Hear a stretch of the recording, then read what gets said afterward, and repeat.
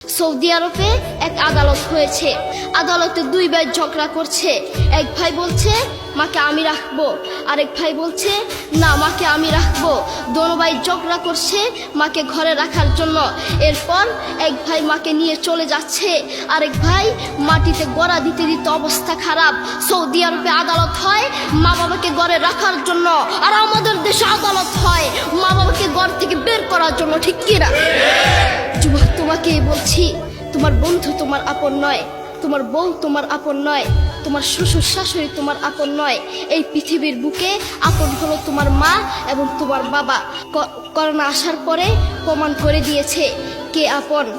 এক মেয়ে তার মাকে ফোন করে বলছে, মা আমার স্বামীর করোনা হয়েছে। মা বললেন সাবধান, তার কাছে যাবি না, আমি সকালে সিএনজি পাঠিয়ে দিব, তুই টপ করে সিএনজিতে উঠে যাবি।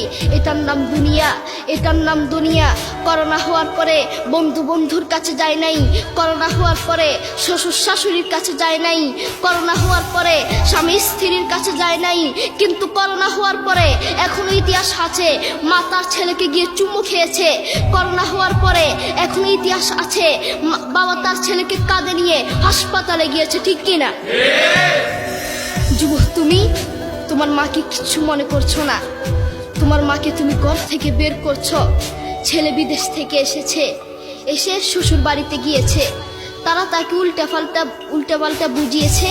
এখন বাড়িতে এসে সে বলছে, মা তুমি আমার টাকায় খাও, আমার ঘরে থাকো, আবার আমার বউকে পিটাও। এই কথা শোনার পরে কি কোনো মার কলিজা আছে? মা বাথরুমে গিয়ে আধা ঘন্টা কাঁদতে লাগলেন। কেঁদে অজু করে নামাজে দাঁড়ালেন। নামাজ পড়ে আল্লাহর কাছে বলতে লাগলেন, আল্লাহ তুমি আমার মার উপর রাগ করিও না, আমার ছেলের উপর রাগ করিও না, ও ভুল করেছে, তুমি আমার ছেলের উপর রাগ করিও না, আমি আমার ছেলেকে বুঝাবো। এরপর মা গিয়ে ছেলেকে বুঝাচ্ছেন, বলছেন বাবা তুমি আমাকে বের করে দিবা, সমস্যা নেই, তুমি আমাকে বের করে দিও, কিন্তু আমার একটা স্বপ্ন আছে। ছেলে বললেন কি স্বপ্ন বলেন? মা বললেন তুমি বাজারে গিয়ে একটা পাকা আম নিয়ে আসবা, এসে তোমার বুকের উপর রাখবা, সকালে উঠে ওটা আমি খাবো। এরপর ছেলে বললেন আচ্ছা ঠিক আছে। ছেলে বাজারে গিয়ে একটা পাকা আম নিয়ে আসলো, এসে বুকের উপরে রাখলো।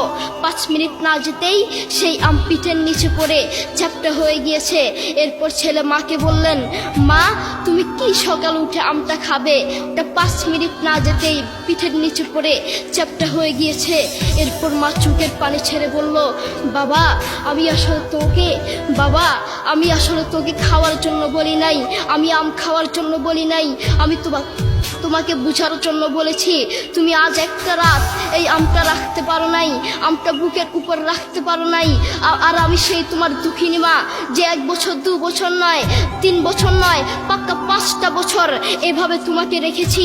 আমিও যদি তোমার মতো এভাবে ঘুমাতাম, তুমিও তো আমার পিঠের নিচে পড়ে চ্যাপ্টা হয়ে যেতা।